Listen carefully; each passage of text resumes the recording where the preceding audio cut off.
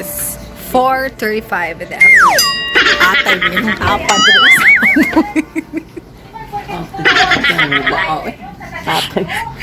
Ano mo gusto? Sige katawag sa ako makapag-vlogan.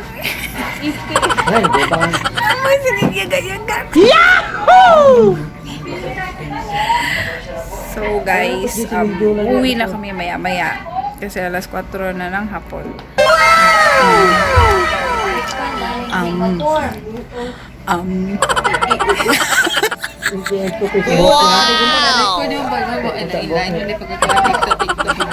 Yahoo!